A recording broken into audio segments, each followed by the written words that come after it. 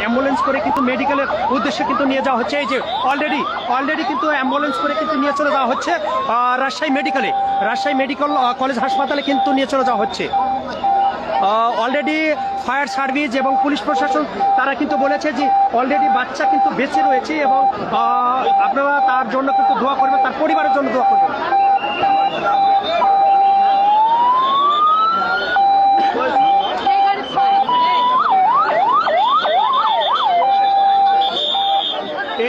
এই যে আমি অনেক মিডিয়া রয়েছে, অনেক তারা কিন্তু রয়েছে।